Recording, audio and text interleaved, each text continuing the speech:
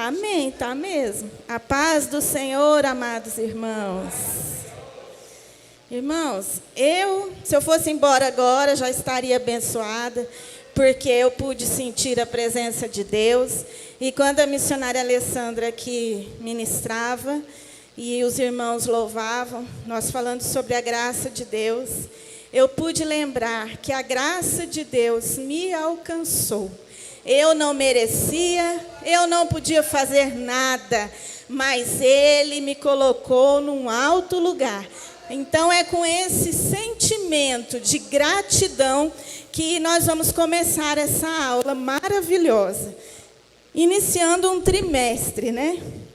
Então, essa aula terá uma visão panorâmica, mesmo porque nós vamos entrar em cada detalhe do que eu vou falar hoje, nas aulas subsequentes, né?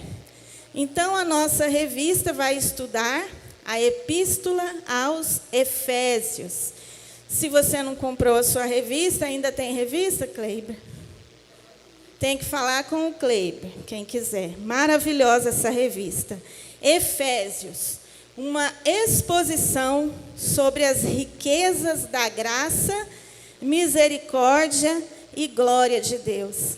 Eu amo essa epístola e me ensina cada vez que eu leio. Eu sei que nós vamos aprender muito nesse trimestre, amém? Irmãos, como é bom a gente ter a certeza da salvação. Você tem certeza? Eu tenho, porque não depende de mim. Eu descanso nele, é pela graça e não por obras. Vamos ler aqui, Efésios. Mantenha sua Bíblia aberta em Efésios, se puder projetar para mim.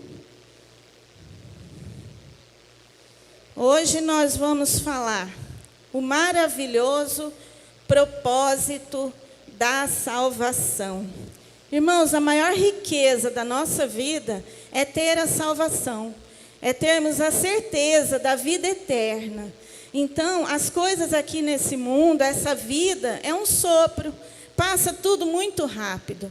O que importa é onde eu e você escolhemos passar a eternidade.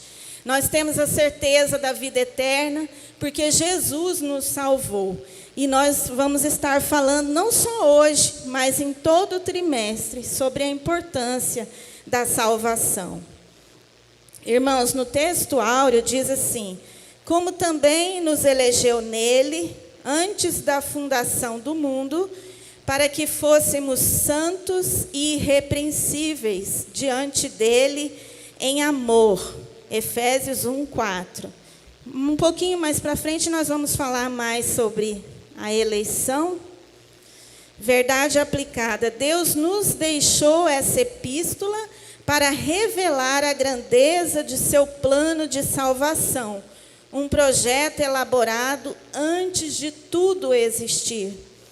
Os objetivos da lição que nós vamos destacar hoje são ensinar acerca do conteúdo da epístola aos Efésios, mostrar os benefícios da graça em Jesus Cristo, explicar como nos tornamos filhos de Deus pela adoção.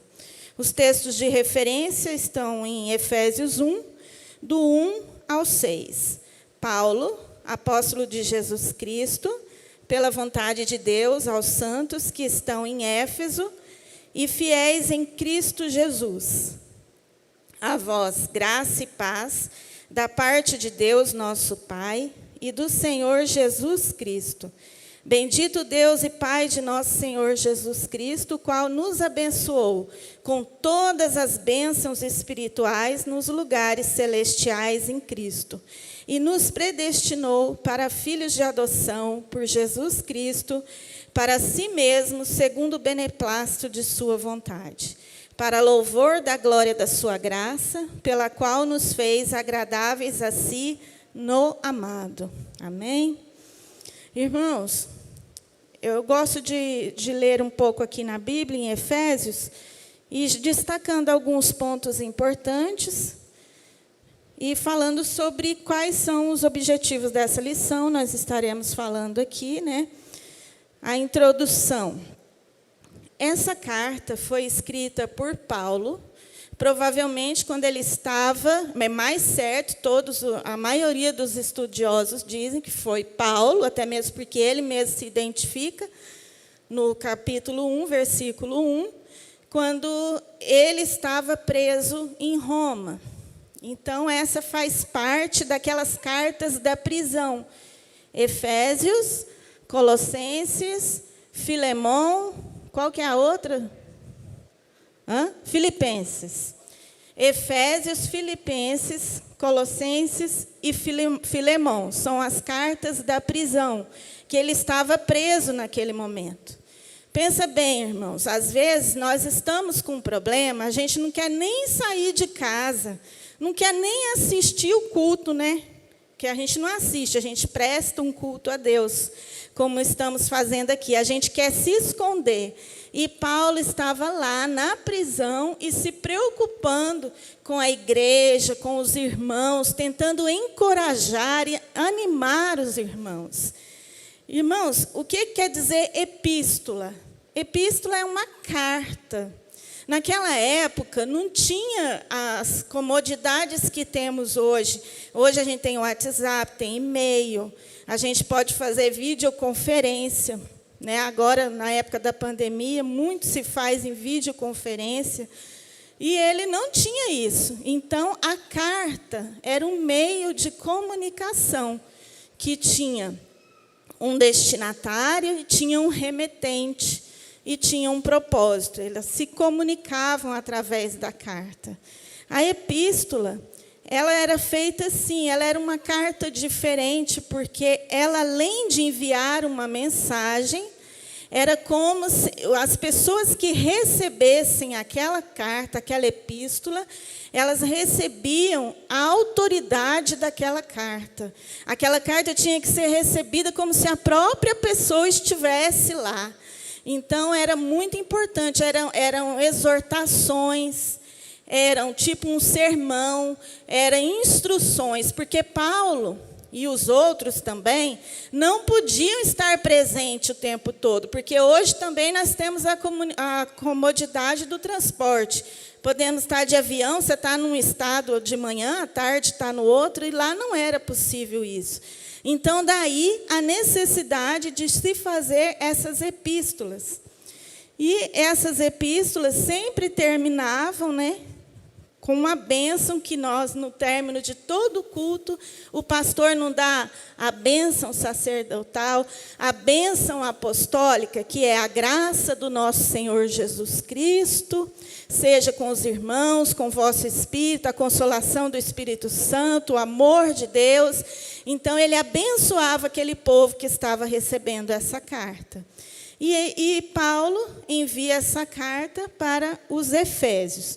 Nós vamos lendo aqui, à medida que lemos, a gente vai destacando alguns pontos importantes.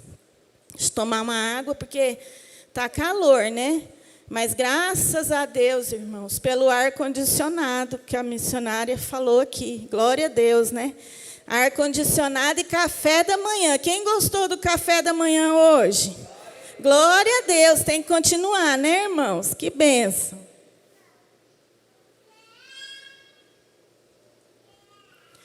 Paulo, apóstolo de Jesus Cristo, pela vontade de Deus, aos santos que estão em Éfeso e fiéis em Cristo Jesus. Irmãos, essa carta, diferente de outras, ela não fala de assuntos particulares, assuntos pessoais. Ela fala de assuntos que se referem a toda a igreja e que é importante até para nós. Acredita-se que trata-se de uma carta circular. Essa carta é levada para as outras cidades que tinham outras igrejas, e essa mesma mensagem serviu também para outras igrejas. E aqui Paulo destaca uma coisa importante que vai falar aqui na revista. Paulo, apóstolo de Jesus. Irmãos, vocês sabem que para ser apóstolo, existem características para ser apóstolo. E por que aqui ele faz questão de frisar que era apóstolo de Jesus Cristo pela vontade de Deus.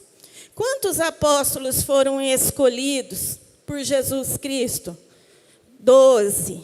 Né? E depois que Judas suicida, é escolhido outro, que era Matias.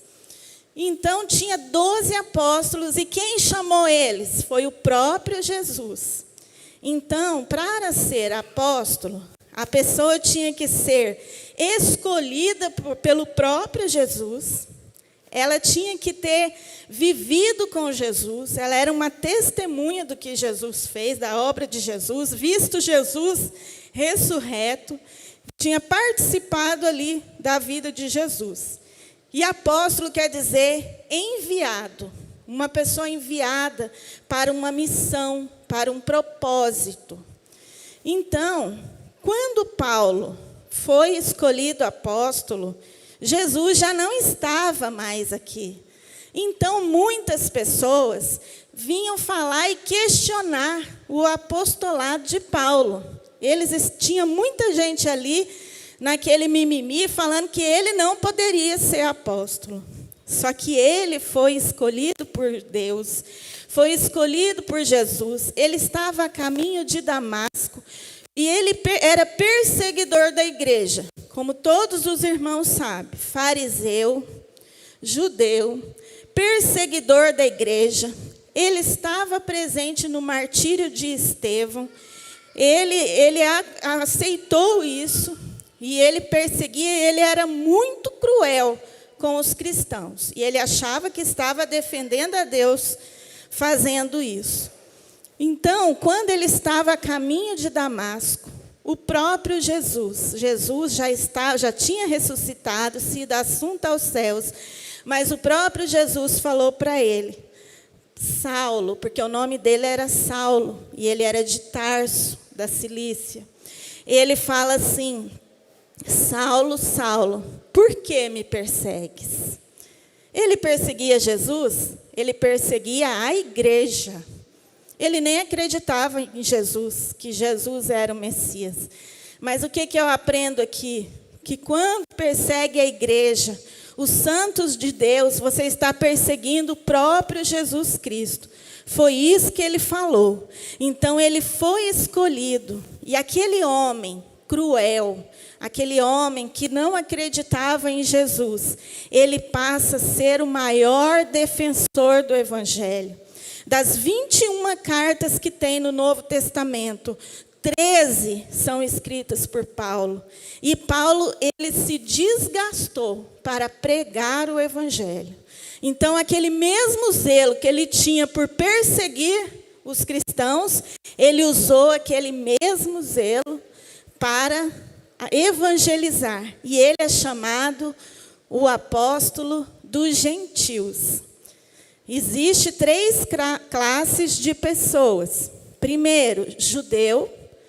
Segundo, gentil. Gentil era todo aquele que não era judeu. E igreja.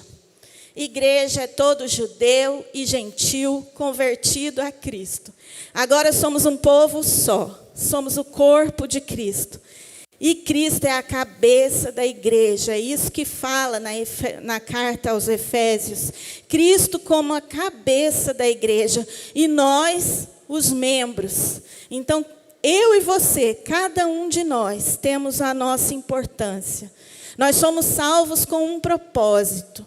Nós somos salvos para propagar esse evangelho, para glorificar o nome de Deus. As pessoas precisam ver Cristo em nós, porque cristão quer dizer pequenos cristos.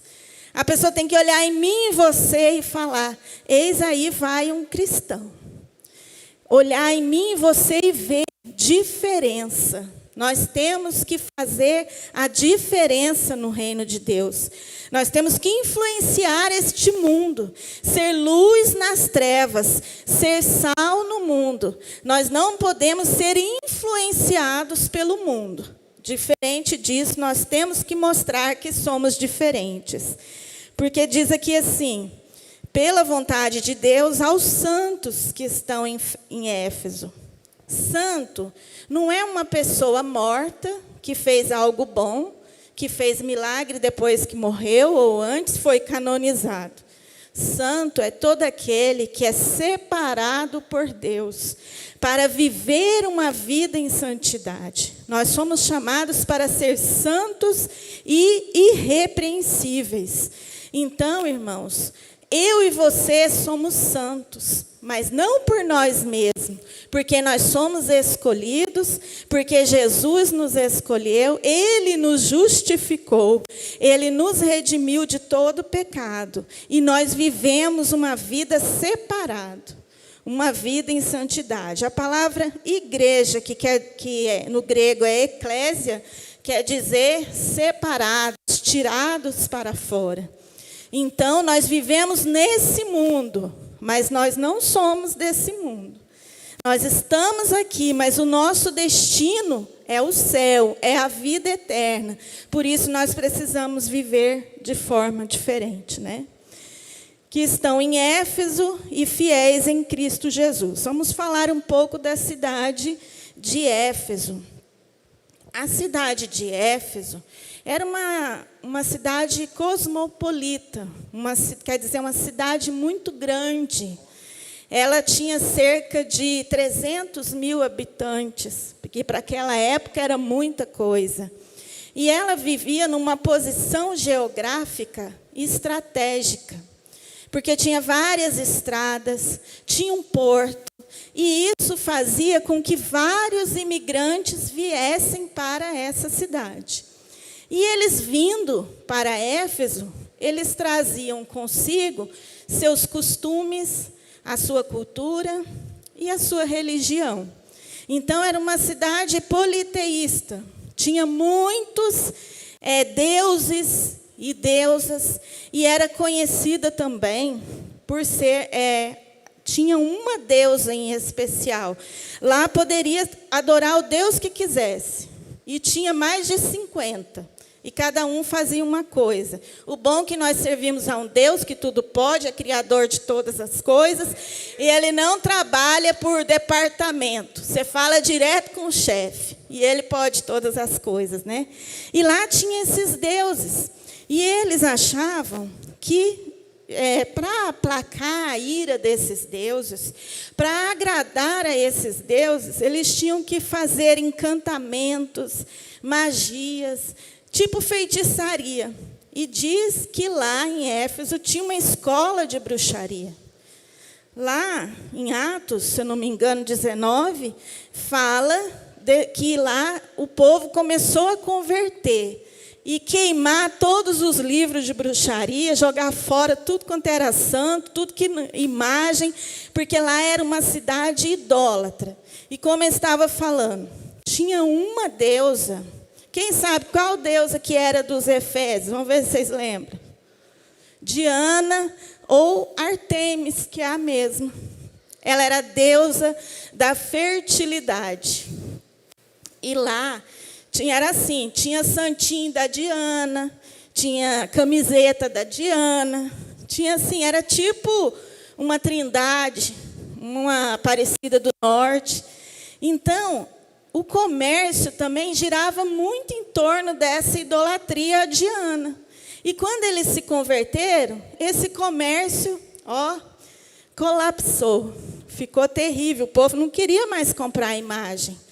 Um exemplo disso, nós temos aqui perto de nós, o João de Deus, que não é de Deus, lá é Abadiânia, que é ele. A cidade vivia no comércio e ganhava muito dinheiro com ele. Independente do que ele estava fazendo, era certo ou errado. Então, quando ele cai, o comércio da cidade também cai. Foi isso que aconteceu lá, porque o povo converteu, mudou, jogou as imagens fora, já não queria comprar mais os souvenirs, as lembrancinhas lá, e viveu de forma diferente. Então, era uma cidade idólatra, e tinha o templo de Diana. O templo de Diana era considerado a 7ª maravilha do mundo. Pensa o jeito que não era esse templo. Diz que demorou 220 anos para ser construído, de tão suntuoso que era. E tudo isso perdeu a importância. à medida que as pessoas vão e aceitam a Jesus, né? Vamos aqui para frente. Conhecendo a Epístola aos Efésios, já falei sobre os Efésios. A apresentação do mistério de Cristo e a igreja. Irmãos,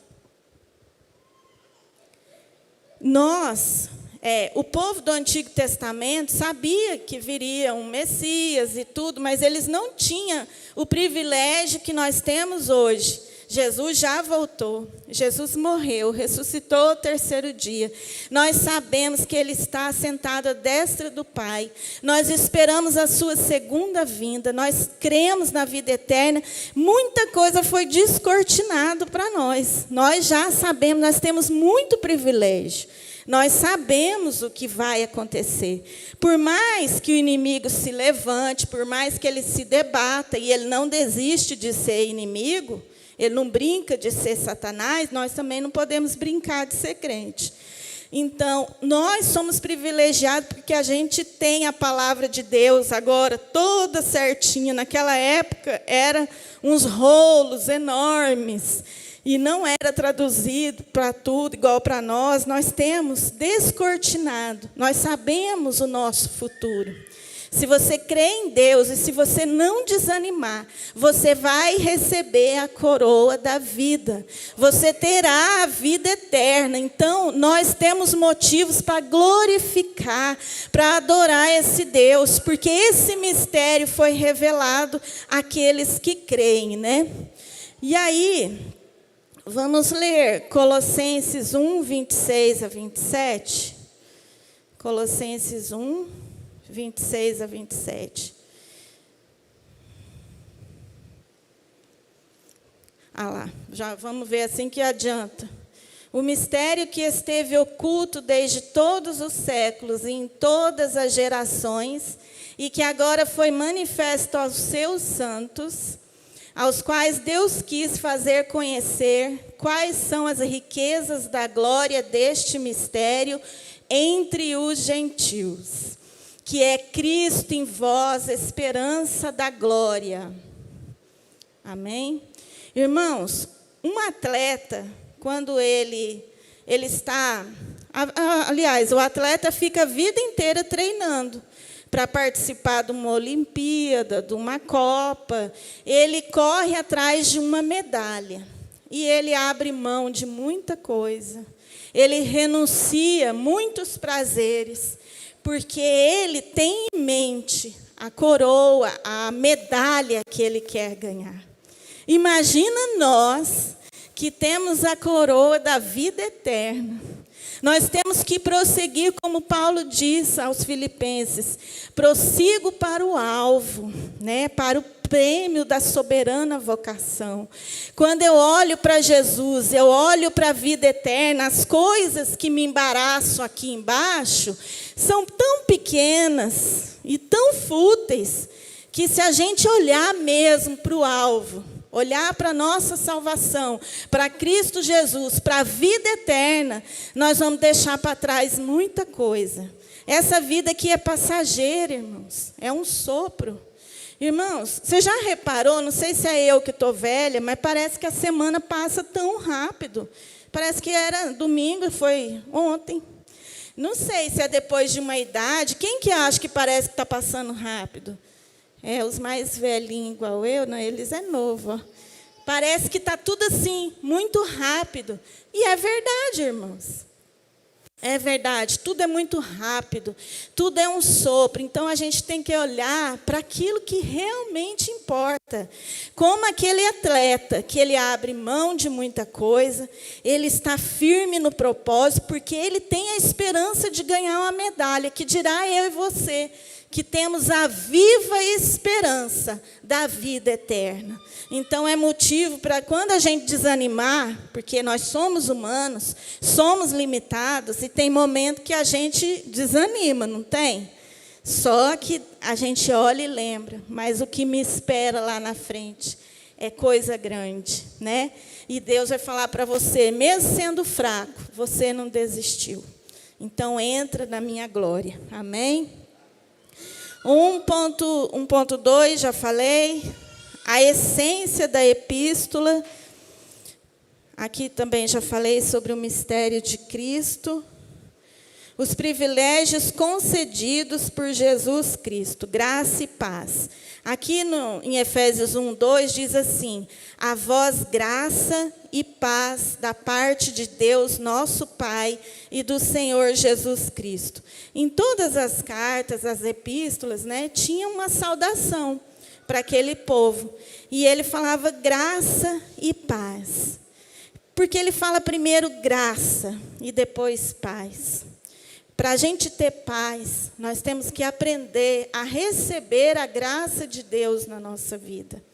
Muitas vezes a gente não recebe essa graça, a gente tem à nossa disposição essa graça que te dá todas as coisas. Não é uma graça que é só falta de tribulação, é uma graça que te dá muita bênção. E essa graça, se você receber a graça de Deus, você vai ter paz.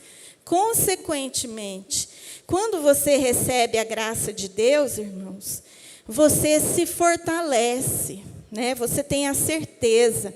Igual, por exemplo, eu mesmo, tem dia que eu peço, Deus, me dá graça. Eu tenho que trabalhar o dia.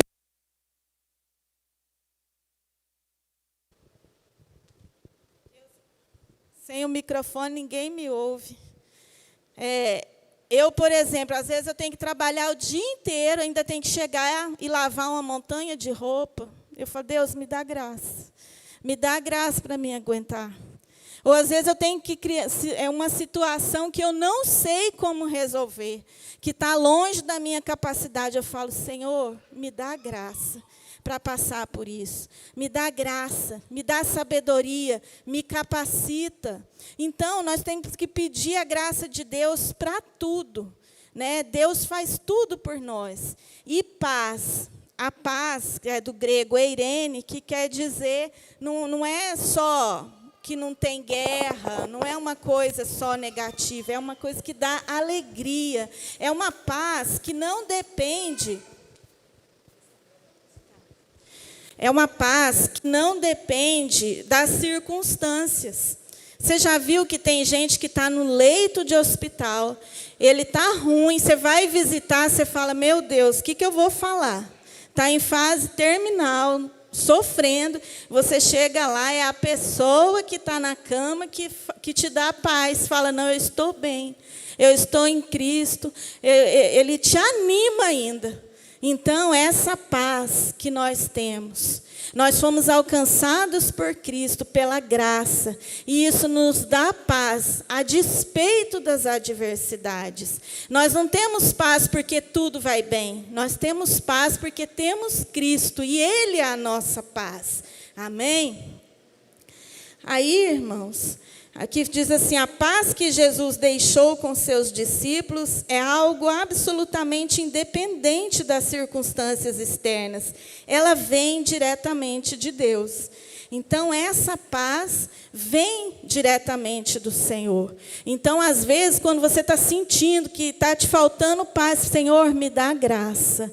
Eu preciso da tua paz. E isso vai gerando paz no seu coração, Aí aqui, as bênçãos de Deus em Jesus Cristo, na Bíblia, capítulo 1, versículo 3. Bendito Deus e Pai de nosso Senhor Jesus Cristo, o qual nos abençoou com todas as bênçãos espirituais nos lugares celestiais em Cristo.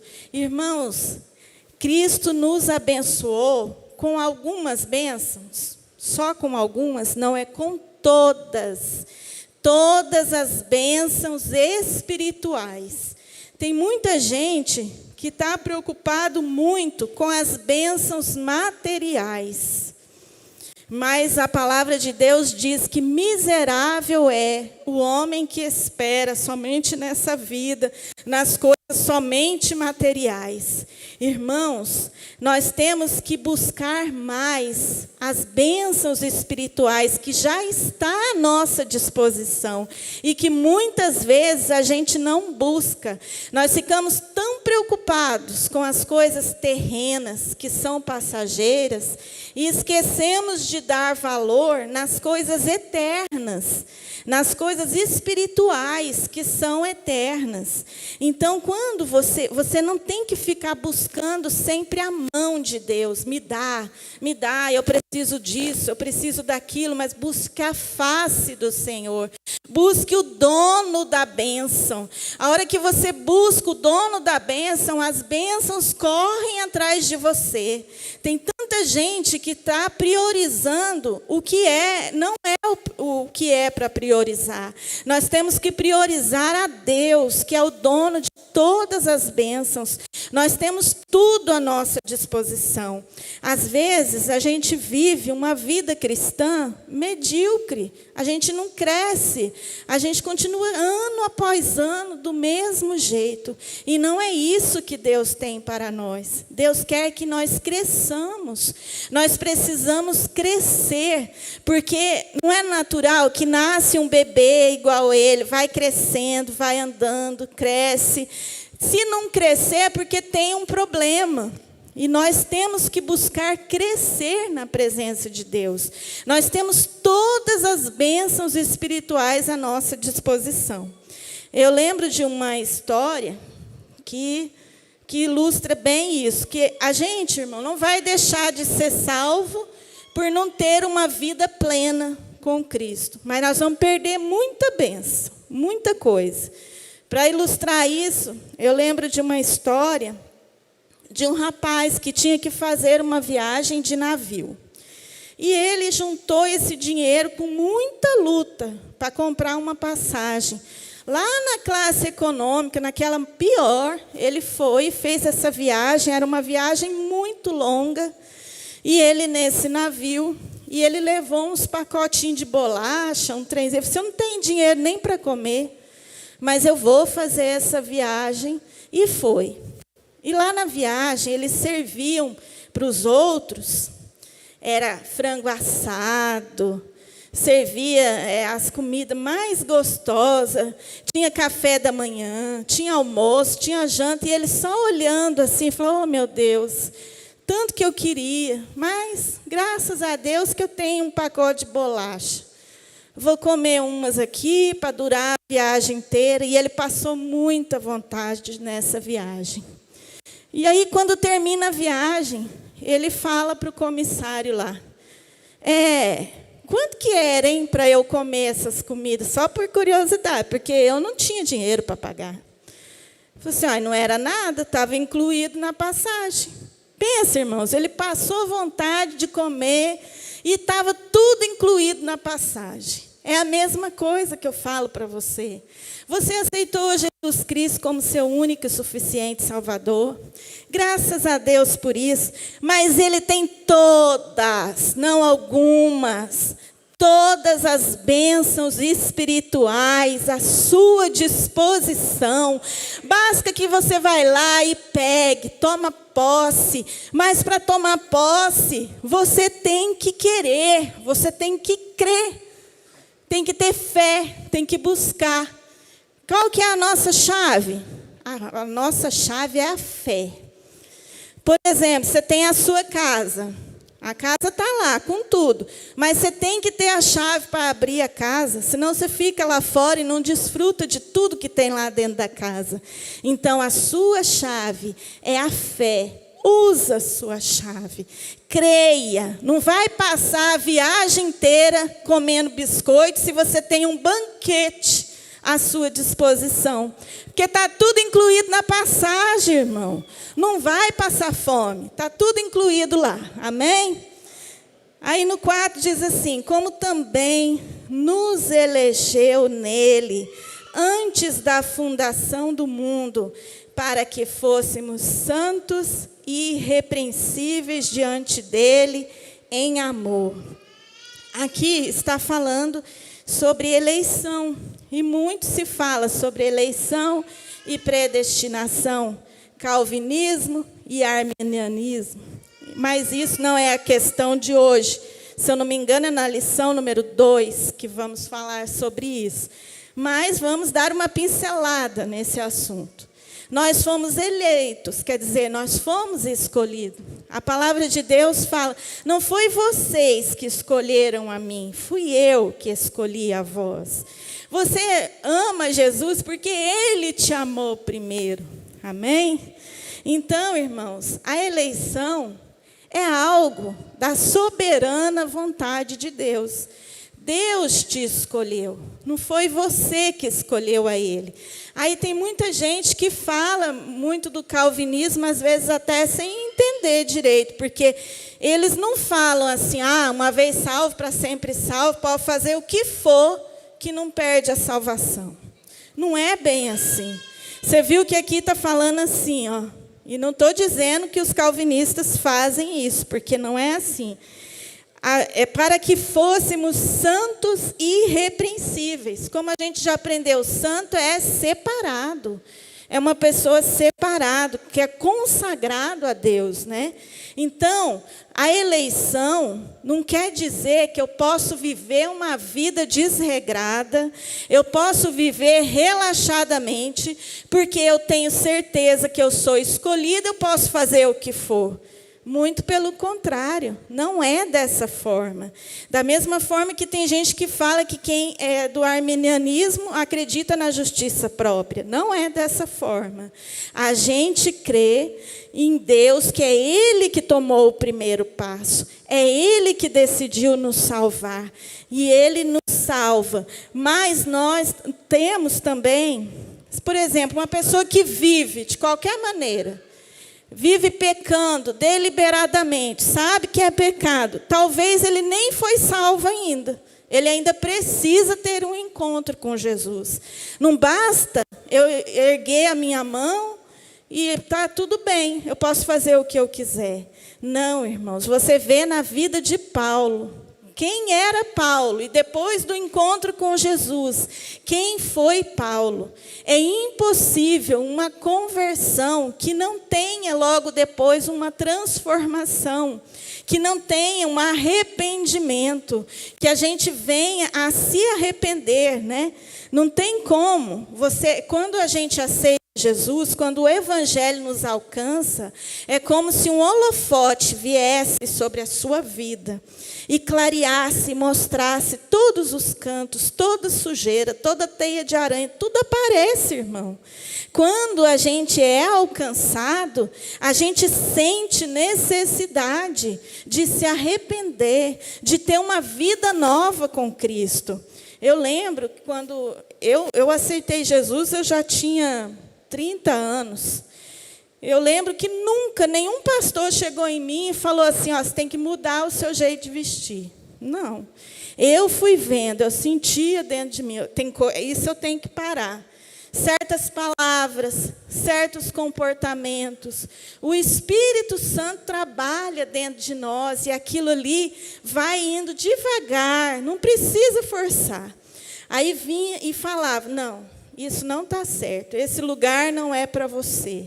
Essa palavra você não pode falar, porque há um trabalho em nós. Jesus trabalha dentro de nós. Quem aqui de vocês não lembra, no momento da conversão, que coisas mudaram na sua vida? Você não é mais aquela mesma pessoa. Você teve a sua vida transformada. Então, nós somos chamados, não é para viver de qualquer jeito. Pensar, eu já estou salvo mesmo, tudo bem. Não, nós somos chamados para ser santos, para ser irrepreensíveis.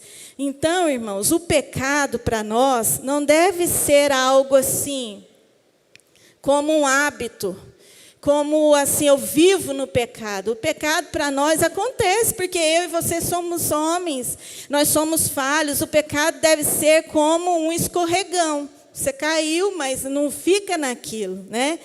Então, irmãos, vamos ler lá em Hebreus 10, 26, que fala sobre ficar pecando deliberadamente. Eu vou ler aqui, Hebreus 10, 26. Porque se pecarmos voluntariamente, depois de termos recebido o conhecimento da verdade, já não resta mais sacrifício pelos pecados, mas uma certa expectação horrível de juízo e ardor de fogo que há de devorar os adversários. Irmãos, não é normal eu continuar no erro e, está tudo bem. Pecar, a gente peca, mas a gente se arrepende. O exemplo de Davi, por exemplo. Davi pecou, e muito, né? Pecou muito, mas ele se arrependeu. A diferença de Saul. Saul pecou, eu acho que o pecado de Saul até que não foi tão grande igual ao de Davi. Mas ele não se arrependeu. Né? É necessário ter arrependimento, não remorso. Tem gente que fala que arrependeu, igual aqueles pessoal daqueles programas policial. Eles falam que arrependeu, não é que arrependeu, é porque vai ser preso, vai pagar as consequências. Isso não é arrependimento, é remorso. Arrependimento verdadeiro inclui uma mudança de vida, uma conversão. Então, para nós, o pecado não é um hábito. Acontece, mas a gente levanta de novo, fica de pé e andamos com Jesus. Amém? Aí, como também, e nos predestinou para filhos de adoção por Jesus Cristo, para si mesmo, segundo o beneplácito de sua vontade. Fala aqui na lição sobre filhos adotivos. Jesus é o Filho de Deus. Ele é o filho número 1. Nós somos filhos adotivos. Naquela cultura lá na romana, o filho, ele tinha o mesmo direito que o filho legítimo. Assim como hoje, na lei também. Se você adota um filho, o importante é o que está no documento. Ele é seu filho para todos os fins. Ele tem o mesmo direito que o filho legítimo. Então, nós fomos adotados, irmãos. Eu acho lindo na adoção, porque o filho natural, você não escolhe se vai vir menino ou menina. Às vezes, você não escolhe nem o tempo. Quem aqui já não engravidou, nem pensou que ia ter filho, o menino veio, não pode devolver. Então, o menino está lá, veio. Mas quando você adota, você escolhe. Você escolhe amar aquela criança desejada. Geralmente, os pais que adotam são pais que não podiam ter filhos, então eles desejam muito. É um filho muito desejado, um filho muito querido. Assim, irmãos, como eu e você, Deus nos escolheu. Ele decidiu nos amar. Eu quero que você sinta-se amado por Deus, porque Ele te escolheu. Você não é um acidente, você não é obra do acaso. Ainda que seus pais não te quiseram, ainda que você foi abandonado, Deus te escolheu. Você já sentiu quão grande é esse amor? Sinta-se amado pelo Pai, porque Ele quis, Ele te escolheu. Amém? Irmãos, e aqui diz no 6, para louvor da glória de sua graça, pela qual nos fez agradáveis em si, no amado. Quem é o amado? É Jesus Cristo. É por Ele, irmãos, nós podemos chegar diante de Deus. Ele quebrou a barreira de separação que o pecado fazia entre nós e Deus. Na cruz do Calvário, Jesus nos reconciliou com o Pai. Eu posso falar com Ele na hora que eu quiser. Ele nos tornou aceitáveis, porque o pecado nos separava de Deus. Mas Jesus pagou o preço e Ele nos tornou aceitável. Quantos no mundo buscam aceitação?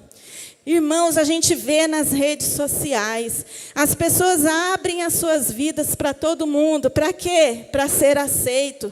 Tira foto e mostra que um quer ser melhor do que o outro, quer ser mais bonito, mais magro, ter uma vida melhor. Para quê? Para ser aceito.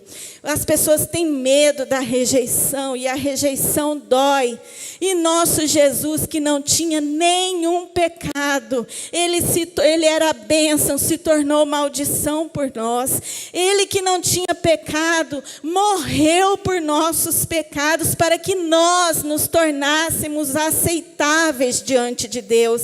Então, quando eu chego diante de Deus, eu vou e Jesus vai na frente. É por isso que em toda oração você fala, em nome de Jesus. Senhor, faça isso por mim, em nome de Jesus. Porque eu e você não podemos, nós não somos ninguém, mas quando nós nos apresentamos em nome de Jesus, Jesus já pagou o preço, irmãos. Eu e você merecíamos a morte. Nossos pecados não era um arranhão, não era uma coisa que se curava com band-aid.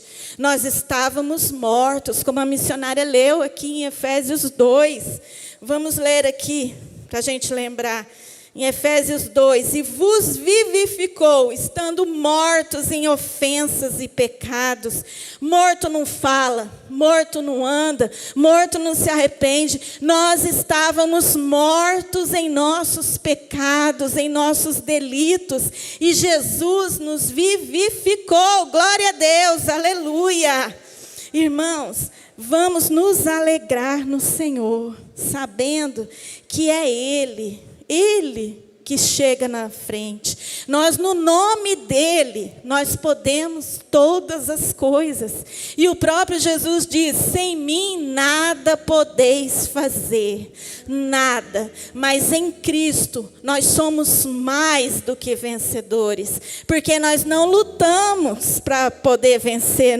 Quem lutou por nós foi Ele. E nós somos mais do que vencedores. Glória a Deus, aleluias.